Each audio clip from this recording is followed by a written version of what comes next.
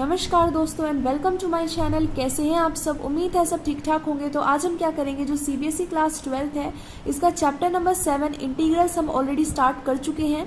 7.1 exercise हमने solve कर ली थी। सारे उसके क्वेश्चन मैंने आपको अच्छे से समझाए हुए हैं। अगर आप वो देखना चाहते हैं तो आप ऊपर आई बटन क्लिक करके या फिर डिस्क्रिप्शन से उस वीडियो को चेक कर सकते हैं। ठीक है, तो आज इस वीडियो के अंदर ये जो लेक्चर है हमारा ये बेस्ड रहेगा एक्सरसाइज 7.2 के ऊपर। इस एक्सरसाइज को करने से पहले मैं आपको कुछ इंट्रोडक्शन समझाऊंगी जिसका यूज करके हम इस एक्सरसाइज को सॉल्व करेंगे। ठीक है, जो इंटीग्रल्स है ये हमने समझ लिया था। इंटीग्रेशन जो प्रोसेस है, ठीक है, इंटीग्रेशन प्रोसेस होता है इंटीग्रल को फाइंड करने का एक प्रोसेस। और इंटीग्रेशन क्या होता है? डिफरेंशिएशन का उल्टा, यानी इसका अपोजिट जो प्रोसेस होता है उसी को हम कहते हैं इंटीग्रेशन। तो इसका पूरा बेसिक आई होप आपने क्लियर कर लिया होगा। तो इसका इंट्रोडक्शन करते हैं स्टार्ट। इससे पहले जो एक्सरसाइज थी 7.1 उसके अंदर हमने यूज किया था मेथड ऑफ इंस्पेक्शन। उसमें हमने क्या किया था कि डेरिवेटिव की मदद से हमने एंटी डेरिवेटिव यानी कि इंटीग्रल फाइंड आउट किया था। तो इस लेक्चर के अंदर देखो, यहाँ पे जो मेथड ऑफ इंटीग्रेशन आप इस चैप्टर के अंदर पढ़ने वाले हैं वो मैं आपको बता देती हूँ। सबसे पहला आपके पास है integration by substitution. Second method है आपके पास इंटीग्रेशन यूजिंग पार्शियल फ्रैक्शंस। और थर्ड आपके पास मेथड है इंटीग्रेशन बाय पार्ट्स। ये जो चैप्टर है जब ये फिनिश होगा तब तक आपको तीनों के तीनों मेथड अच्छे से समझ में आ चुके होंगे और आप इनका यूज करके क्वेश्चन को सॉल्व कर चुके होंगे। तो ये जो हमने एक्सरसाइज स्टार्ट करनी है 7.2, इसके बहुत ज्यादा क्वेश्चन ऐसे आएंगे जिनके अंदर ये जो यहाँ पे मैंने 4 फॉर्मूले लिखे हुए हैं इनका आपको डायरेक्ट यूज करना पड़ेगा। जैसे कि integration of tan x, cot x, sec x और cosec x, ये आपको रिमेंबर करने पड़ेंगे क्योंकि हर बार आप इनको पूरी तरीके से सॉल्व नहीं कर सकते, इतना टाइम भी हमारे पास पेपर में नहीं होता है। जो हम क्या करेंगे, इनको करेंगे रिमेंबर। ठीक है, ये 4 फॉर्मूले आपको आपकी नोटबुक में राइट डाउन करने हैं और इनका यूज करके आपको आगे क्वेश्चन भी सॉल्व करने पड़ेंगे।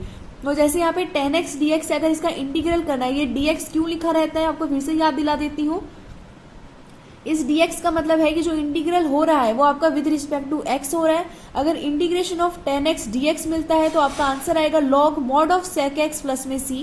इसी तरीके से cot x dx का इंटीग्रेशन होता है तो log sin x का mod प्लस में c आंसर आएगा। इसी तरीके से sec x और cosec x का जो मैंने प्रोवाइड कर रखा है आपको, इस तरीके से फॉर्मूले आपको याद करने हैं। तो ये वाली जो एक्सरसाइज है 7.2 इसके अंदर आपका यूज होने वाला है मेथड सब्स्टिट्यूशन का, यानी इंटीग्रेशन बाय सब्स्टिट्यूशन मेथड आपको यूज करना है और हमारे जो क्वेश्चन है उनको सॉल्व करना है। सब्स्टिट्यूशन का मतलब क्या होता है? अगर मैं आपसे पूछूं कि ये जो सब्स्टिट्यूशन लिखा हुआ है इसका मतलब क्या होता है, तो सब्स्टिट्यूशन का मतलब होता है कि किसी वैल्यू को फाइंड आउट करना फिर उस वैल्यू को कहीं और पुट करना। यानी किसी वैल्यू की जगह अगर आप कुछ और पुट करते हैं तो उसे हम कहते हैं सब्स्टिट्यूशन। ठीक है, तो किसी वैल्यू को पुट करना, एक तरीके से आप सिंपल वर्ड में पुट समझ सकते हैं, यानी कि किसी वैल्यू की जगह कुछ और पुट करेंगे और उसके बाद आंसर फाइंड आउट करेंगे। जैसे यहाँ पे मैंने एक्सप्लेन किया हुआ है, देखो f(x) is equal to y हमारा फंक्शन प्रोवाइडेड रहता है और हम क्या कर रहे हैं यहाँ पे बोथ साइड, यहाँ पे हम क्या कर रहे हैं, इंटीग्रेशन कर रहे हैं। तो सबसे पहले यहाँ पे हमने क्या किया, देखो सेकंड स्टेप पे हमने क्या किया, दोनों side with respect to x हमने डेरिवेटिव कर दिया। तो ये हो जाएगा dy upon dx is equal to fx। ठीक है, नेक्स्ट हमने क्या किया, ये जो dx है हमने इसको भेज दिया fx के पास। तो fx के पास हमारा dx जो है वो आ चुका है। अब हम बोथ साइड कर देंगे इंटीग्रेशन। तो हमने यहाँ पे इस तरीके से सिंबल लगा दिया इंटीग्रेशन का और उसके बाद हमने देखा कि ये वाला जो हमारा d है, यानी कि जो डिफरेंशिएशन और हमारा इंटीग्रेशन है ये दोनों कैंसिल आउट हो जाएंगे। तो वैल्यू हमारे पास आएगी y is equal to integration of fx dx।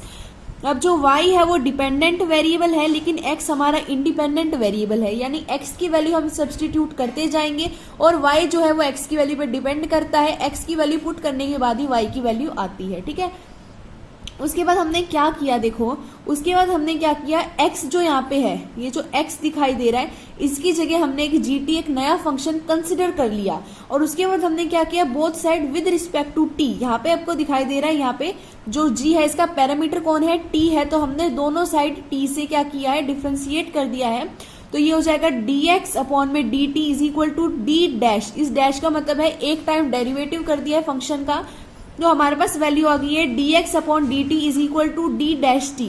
अब ये जो dt है इसको हम g डैश t के पास ले गए तो आपके पास dx की वैल्यू आ गई है g डैश t dt। अगर आप वापिस से यहाँ पर जाके देखते हैं, ये जो आपके पास है अगर आप यहाँ देखते हैं तो यहाँ पे आपको एक dx दिखाई दे रहा है। अब ये जो नई वैल्यू आपकी dx की आई है, आप इसकी जगह ये वैल्यू सब्स्टिट्यूट कर देंगे यानी कि पुट कर देंगे।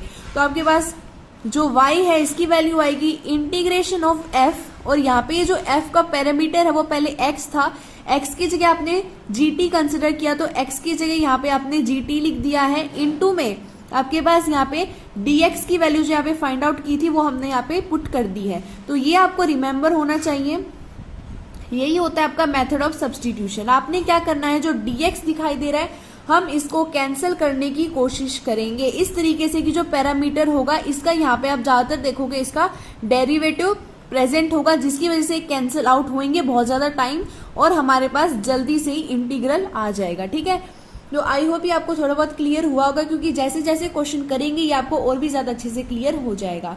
तो अब हमारी एक्सरसाइज हम कर रहे हैं स्टार्ट, जो है 7.2। तो इसका क्वेश्चन देखते हैं, integrate the function in question number 1 to 37। Question number 1 से 37 के जो क्वेश्चन प्रोवाइडेड है इनके अंदर आपको इंटीग्रेट तो करना है, लेकिन कौन से मेथड से करना है, बाय सब्स्टिट्यूशन मेथड। कौन सा मेथड यूज करना है, सब्स्टिट्यूशन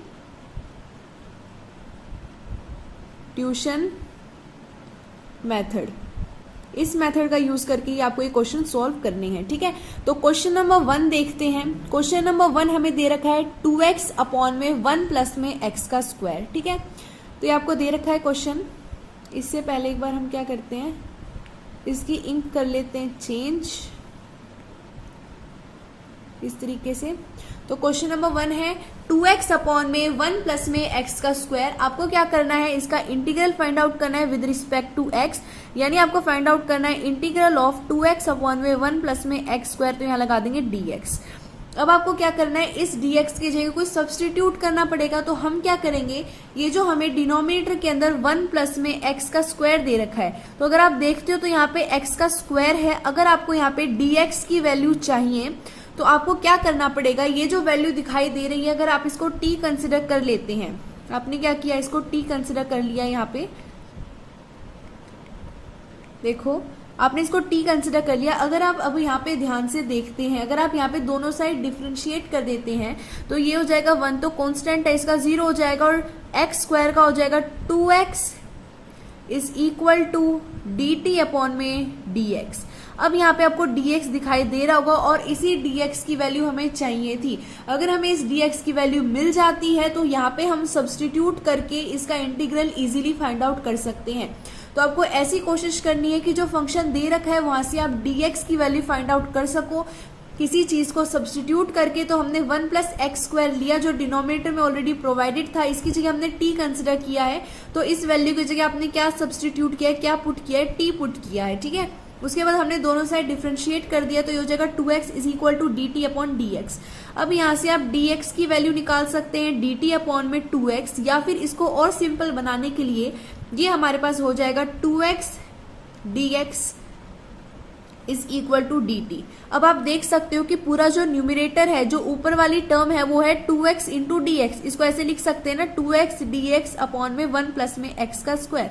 तो ऊपर वाली जो पूरी टर्म है वो हमारी है 2x dx, और इसकी जगह आप dt लिख सकते हैं। तो आप इसी की जगह dt अगर लिख देते हैं तो वैल्यू देखो क्या आ जाएगी, ये हो जाएगा 1 अपॉन में 1 प्लस में x स्क्वायर की जगह आपने क्या कंसिडर किया, t कंसिडर किया, तो 1 अपॉन में t, और यहाँ पे 2x और dx की जगह आपने लिख दिया है dt, तो यहाँ आ जाएगा dt। ठीक है, अब आपको पता है 1 अपॉन में t है, तो इसका अगर आप यहाँ पे इंटीग्रेशन करते हैं तो ये हो जाएगा log मॉड ऑफ t, और प्लस में हमारे पास हम c लगा देंगे जो है हमारा आर्बिट्रेरी कांस्टेंट ऑफ इंटीग्रेशन। ठीक है, अब आप क्या चाहते हो कि ये जो वैल्यू आप इसको ऐसे भी रख सकते हो, लेकिन हम चाहते हैं कि जो क्वेश्चन में हमें गिवन था फंक्शन उसी के रिस्पेक्ट में हम लिखें। तो हम क्या करेंगे, वापस से यहाँ पे कर देंगे put t is equal to, वापस से हम सब्स्टिट्यूट कर देंगे इसकी ओरिजिनल वैल्यू। तो हमने t की वैल्यू कंसिडर की थी 1 प्लस एक्स का स्क्वायर, तो यहाँ पे अगर आप 1 प्लस में x का स्क्वायर पुट कर दोगे तो आपके पास इंटीग्रेशन ऑफ 2x अपॉन में 1 प्लस में x स्क्वायर dx जो फंक्शन था इसका इंटीग्रेशन क्या आएगा, लॉग मॉड ऑफ t। तो मॉड ऑफ t की जगह वैल्यू है हमारे पास 1 प्लस एक्स का स्क्वायर प्लस में c, तो यहाँ पे ये आपका आंसर आ गया इस तरीके से। ठीक है, आई होप ये आपको समझ में आ गया होगा कि हमने कैसे सॉल्व किया है। तो यहाँ पे आपका आंसर ये आ चुका है। ठीक है, इसी तरीके से अब इसका सेकेंड क्वेश्चन हम करेंगे। तो अब यहाँ पे हम इसका सेकंड क्वेश्चन देखते हैं। देखो सेकंड क्वेश्चन क्या गिवन है, सेकंड क्वेश्चन में दे रखा है log x, और इस पूरे का आपको दे रखा है स्क्वायर। और डिवाइड में दे रखा है x। अब की बार आपको इसका इंटीग्रेशन फाइंड आउट करना है विद रिस्पेक्ट टू x। अब की बार हम क्या करेंगे, अब की बार हम चाहते हैं कि आपको dx मिल जाए, तो अब की बार dx हमें सिर्फ log x की मदद से मिल सकता है। तो हम क्या करेंगे, जो log x है इसकी वैल्यू को हम t पुट कर देंगे। क्या करेंगे, यहाँ पे लिख देते हैं put log x is equal to t। अगर आप इसकी वैल्यू को t पुट कर देते हैं और दोनों साइड आप क्या कर देते हैं, डिफरेंशिएट कर देते हैं विद रिस्पेक्ट टू x, तो ये हो जाएगा 1/x is equal to dt upon dx। ठीक है, अब हमें वैल्यू किसकी चाहिए, हमें वैल्यू चाहिए dx की। ये विद रिस्पेक्ट टू x हुआ है हमारा, तो यहाँ पे हमारे पास आएगा dx। तो यहाँ से dx की वैल्यू कितनी आएगी, dx की वैल्यू आ जाएगी आपके पास x dt। ठीक है, यानी कि आप क्या कर सकते हैं, ये जो dx दिखाई दे रहा है इसकी जगह आप x dt वैल्यू यहाँ पे पुट कर सकते हैं। तो यही वैल्यू हम पुट कर देंगे। आप ऐसे भी कर सकते हैं, देखो जैसे ही आपके पास ये वैल्यू क्या है, देखो ये वैल्यू यहाँ से अगर आप dx की वैल्यू निकालते हैं तो ये वैल्यू हो जाएगी dt अपॉन में x, यानी ये वाली जो dx है, ठीक है, इस तरीके से वैल्यू आ जाएगी। 1 मिनट, ये मैंने अपोजिट लिख दिया है, इसको ठीक करते हैं। मेरे कहने का मतलब ये है, यहाँ पे 1 मिनट, हाँ यहाँ पे मैं कह रही हूँ कि अगर आपको सिर्फ और सिर्फ dt की वैल्यू यहाँ से निकालनी हो तो dx अपॉन में x हो जाएगी। मैंने उल्टा लिख दिया था, dt वहाँ लिख दिया था और dx यहाँ पे। आप इसका भी यूज कर सकते हैं क्योंकि dx भी है यहाँ पे और अपॉन में x भी है, यानी कि इसकी वैल्यू की जगह आप dt भी लिख सकते हैं। और आप इसका भी यूज कर सकते हैं कि सिर्फ dx की जगह आप x dt वैल्यू यहाँ पे पुट करें, क्योंकि आंसर देखो दोनों से क्या आएगा, सेम ही आएगा, कोई नई चीज है नहीं, ये दोनों एक ही चीज है, तो आंसर तो सेम ही आने वाला है। तो यहाँ पे हम क्या करते हैं, जो dx है इसकी जगह हम x dt पुट कर देते हैं। तो देखो क्या होगा, ये हो जाएगा log x। अब log x तो हम लिखेंगे नहीं क्योंकि log x की जगह हमने t लिखा है, तो ये हो जाएगा t का स्क्वायर अपॉन में x। अब dx की जगह हम x dt लिख देंगे, ये x से ये x कैंसिल, यानी इंटीग्रेशन ऑफ t का स्क्वायर dt। ये वैल्यू आ गई है। अब इसको तो हम और भी ज्यादा सिंपल वे में कर सकते हैं। तो ये वैल्यू क्या हो जाएगा, पावर 1 ऊपर ऐड हो जाएगी, इसी तरीके से नीचे पावर ऐड हो जाएगी, अब प्लस में c हमारा कांस्टेंट आ जाएगा, तो ये अपना आंसर आ जाएगा। अब यहाँ पे ये जो t है इसकी जगह वैल्यू रिप्लेस कर देते हैं, जो होगी हमारी log, और इसकी वैल्यू आपके पास हो जाएगी log x की वैल्यू हो जाएगी आपके पास क्यूब अपॉन में क्यूब, मतलब 3 हो जाएगा नीचे और प्लस में c। तो ये आंसर आ जाएगा आपके पास। ठीक है, इसी चीज को आप और भी अच्छा दिखाने के लिए ऐसे भी लिख सकते हैं। कैसे लिख सकते हैं, 1/3 log x का क्यूब प्लस में c।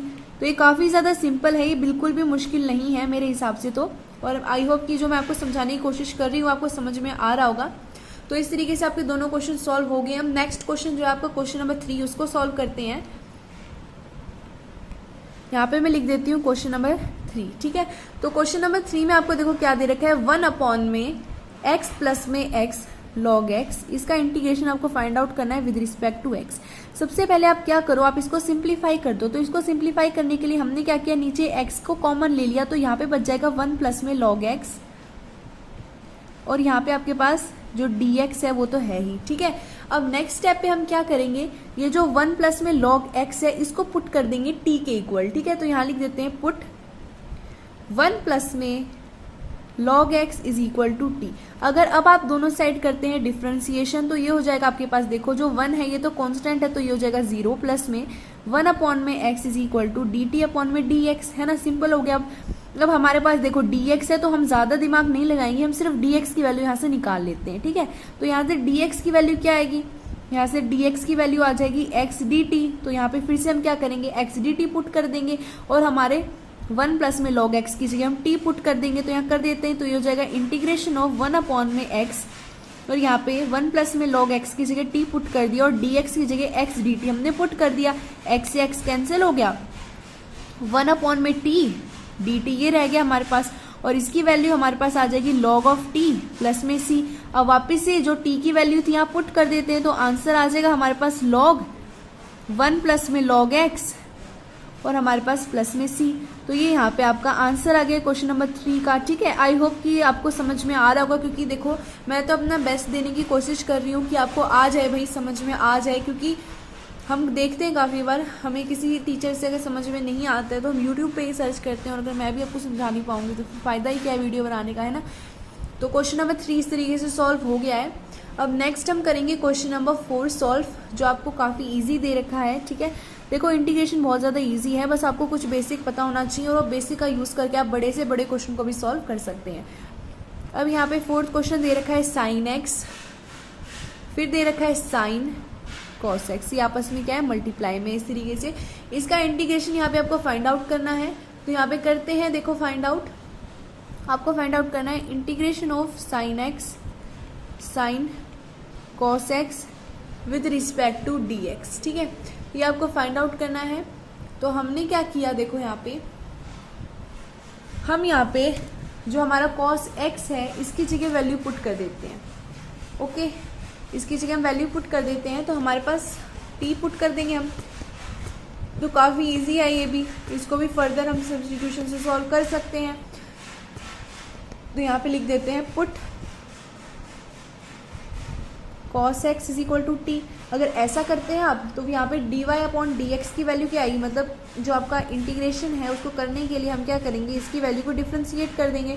तो हो जाएगा माइनस में sine x is equal to d t upon d x. हमें वैल्यू चाहिए डी एक्स की, तो आप इसको यहाँ से लिख सकते हैं d x is equal to, देखो डी एक्स की वैल्यू क्या आएगी आपके पास, माइनस में डी टी अपॉन में साइन एक्स।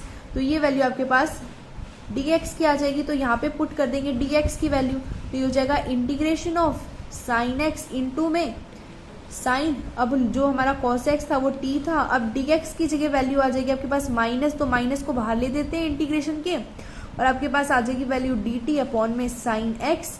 ये साइन एक्स से ये साइन एक्स हो गया कैंसिल, वैल्यू आ गई minus integration of sign T D T, ये वैल्यू आ गई आपके पास। अब ये जो हमारे पास साइन टी है इसका इंटीग्रेशन करेंगे तो माइनस कॉस टी हो जाएगा, एक माइनस बाहर है ही, तो ये हो जाएगा माइनस में माइनस ऑफ कॉस टी और प्लस में सी, आपके पास कांस्टेंट ऑफ इंटीग्रेशन, ये माइनस से ये माइनस कैंसिल हो गया, तो वैल्यू आपके पास आ गई है कॉस टी प्लस में सी। तो ये आंसर आ गया आपके पास। अब टी की वैल्यू वापस से सब्सटीट्यूट कर देंगे, आपने जो यहाँ पे टी कंसिडर किया था कॉस एक्स के इक्वल, फिर से आंसर में क्या करेंगे टी की जगह लिख देंगे कॉस एक्स, तो ये हो जाएगा कॉस एक्स प्लस में सी। तो यहाँ पे ये आपका इंटीग्रल आ गया है क्वेश्चन नंबर 4 का। आई होप ये आपको समझ में आ गया होगा। तो ये काफ़ी ज़्यादा सिंपल है, ठीक है। मेथड आपको मैंने समझा ही दिया सब्सटीट्यूशन का, कि जो dx है इसकी वैल्यू फाइंड आउट करेंगे फंक्शन की वैल्यू को t कंसिडर कर, ठीक है। तो जो हमारा फंक्शन होगा उसके या तो न्यूमरेटर को कंसिडर कर लेंगे, या मल्टीप्लीकेशन में कोई पैरामीटर दिया होगा उसको t कंसिडर कर लेंगे, जैसे यहाँ पे हमने cos x और t कंसिडर किया था। इसी तरीके से हम सोचेंगे कहाँ से हमें dx मिल सकता है, जहाँ से हमें dx मिलेगा उसको t कंसिडर करके dx की वैल्यू को फाइंड आउट करके सब्सटीट्यूट करेंगे। अब इसका क्वेश्चन नंबर 5 देखते हैं। यहाँ पे क्वेश्चन नंबर 5 में आपको दिया हुआ है साइन ax प्लस में b, और इसी तरीके से दे रखा है cos ax प्लस में b। अब ये क्या है, दोनों सेम है, तो इसको करने से पहले आप क्या करोगे, यहाँ पे ये दे रखा है साइन a cos a, ठीक है। तो ये अगर आप फॉर्मूला यूज़ करते हैं तो सबसे पहले हम क्या करेंगे, इसका फॉर्मूला यूज़ करके इसको सॉल्व कर देते हैं।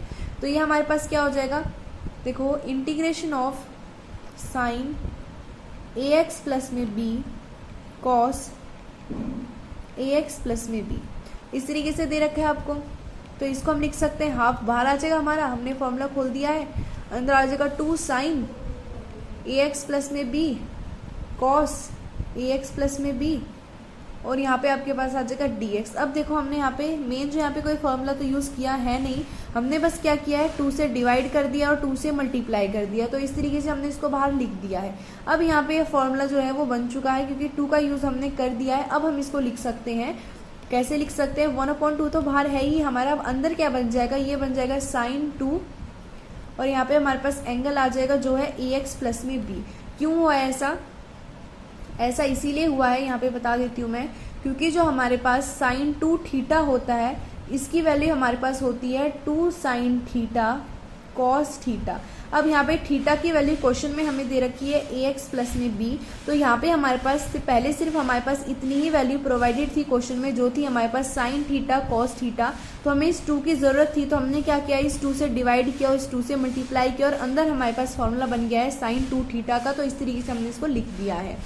अब हम क्या करेंगे, अब हम यहाँ पे इसको ओपन कर सकते हैं। तो अब हम इसको देखो ऐसे लिख सकते हैं 1/2, ये तो हमारे पास है ही। अब अंदर हम क्या लिख सकते हैं, माइनस में कॉस 2ax प्लस में 2b, और नीचे हम लिख सकते हैं 2a जो हमारा कोफिशिएंट ऑफ x है, ठीक है। तो x का हमारे पास कोफिशिएंट यहाँ पे क्या है, देखो सबसे पहले हमने क्या किया, जो 2 है ना इसको मल्टीप्लाई कर देते हैं इससे, तो ये हमारे पास वैल्यू हो जाएगी साइन 2ax प्लस में 2b, और यहाँ dx तो है ही।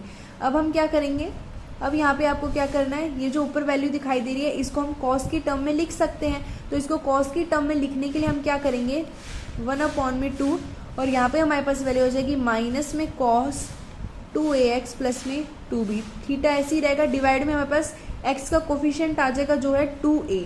अब इसी तरीके से प्लस में हमारे पास c हमारे पास कांस्टेंट आ जाएगा। तो यहाँ पे आपने इंटीग्रेशन सॉल्व कर ही दिया है, तो हम इसको इरेज कर देंगे क्योंकि अब हमें इसकी ज़रूरत है नहीं।